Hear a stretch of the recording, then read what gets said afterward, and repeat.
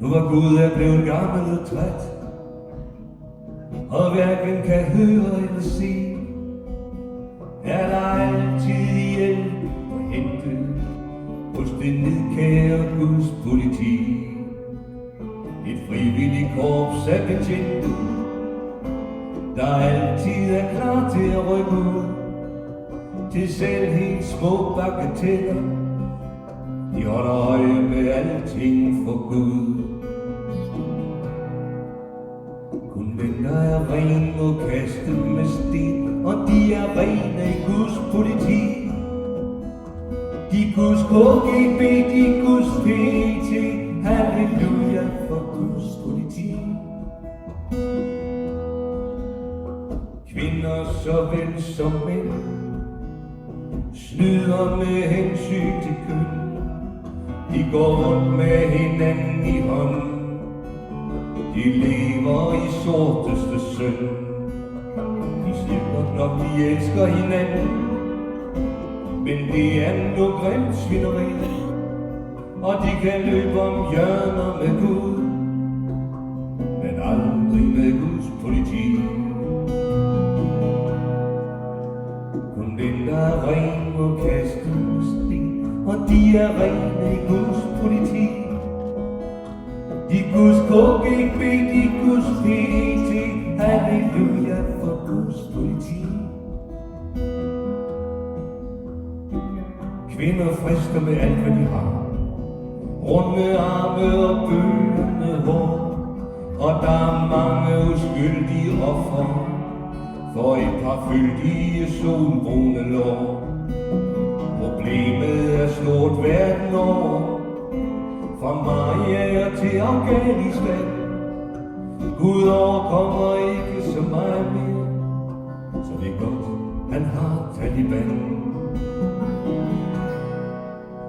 Kun den der er ren må kaste med sten, og de er rene i Guds politi.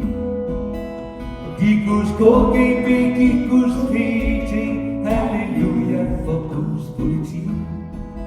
Kun den der er ren må kaste med sten, og de er rene i Guds politi. De Guds KGB, de Guds PT, halleluja for Guds politi.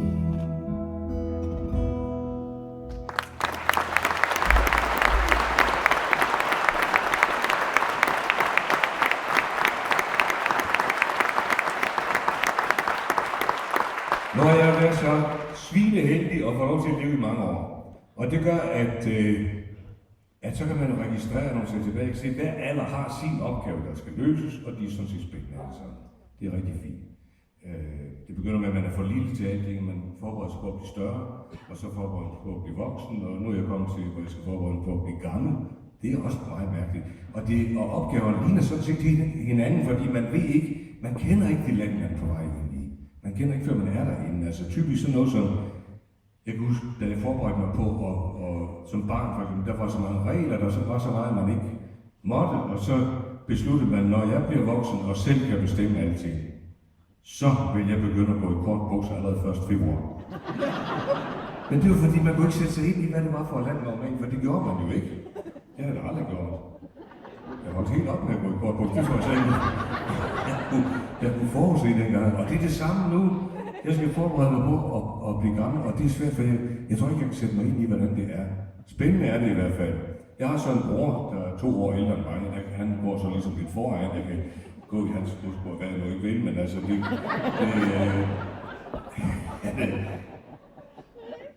jeg kan da huske ham som barn. Han var utrolig kraftig. Meget, meget kraftig barn, jeg kan sige. Gudens, han var kraftig. Og han var ikke noget kønt barn. Det var han ikke. Det havde aldrig nogensinde nogen, der har sagt. Det ved jeg da fra min mor, det var et stort problem. Han var pilskatter, han havde ikke hovedform til det. Så vi er nødt til at give ham en lille kys på, for ligesom at markere, her går hovedet til her ansigtet. Og hun sagde, at det var sådan dengang han var lille, når folk kom og skulle se barnet, og han lå måske i barnevognen.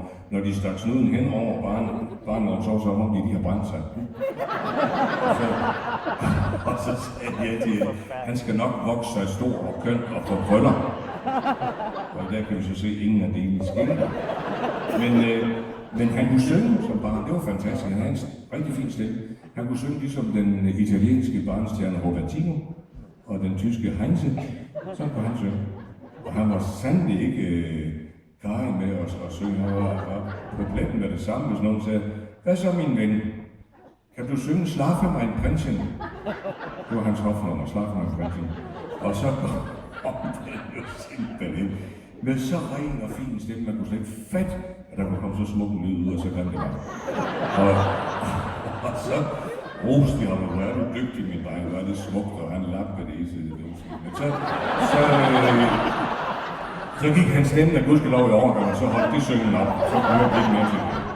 Og det er meget sjovt, men nu har han så begyndt igen. Nu i sin høje alder, der er på mange ting, der er vendt tilbage til ham. Nu har han også pitskaller, har ikke hovedform til det. Men nu har han begyndt at synge igen, for ham og hans kone med sig til noget, der hedder Senior Gospel. Og der må I love mig, at hvis I nogensinde ser, at der skal være Senior Gospel et sted, så går jeg altså derhen. Lige meget hvad skal den aften, så går I hen og hører, det er så smukt og så underholdende på så mange niveauer. Det er... Ja, det er ikke ret længe siden jeg var hen og høre. Jeg har aldrig hørt det før, det kom sådan bag på mig.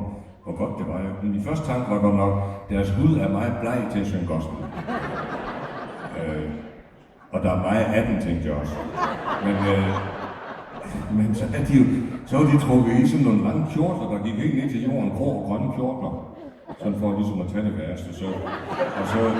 Og de er jo også gode til, fordi når de synger gospel, så står de sådan og svinger lidt i takt til. Og det er så godt, så understreger de der kjortler. Jeg kan godt se, at der var lidt med hoften, det var mest til den ene side. Men det synes jeg ikke gjorde så meget. Det værste er, fordi de stod sådan en lang række med skulder ved skulder hele vejen tværs over lokalet. Og så det der kunne ødelægge, det var når en kom helt ud af takten. Og så når den ene er ens bror, så er det meget, meget ubehageligt. Og kom totalt ud af takten. Jeg lagde mærke til den der, oh happy day, så stod den der.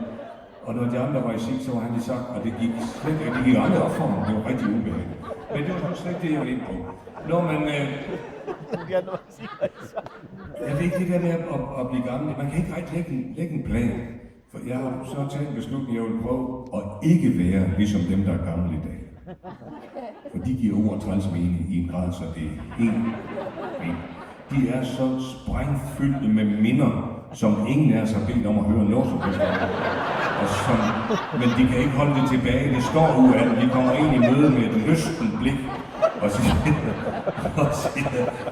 jeg husker så tydeligt nogle gange. Og så står man jo i minder til halsen og kan ikke komme ud af igen. Det er frygteligt.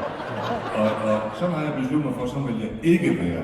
Og de bliver også tit meget, meget dårlige fortællere med alderen. Det er egentlig mærkeligt. Der kan være rigtig gode fortællere tidligere, så går deres timing ud, jeg ved ikke, hvad det er, der sker.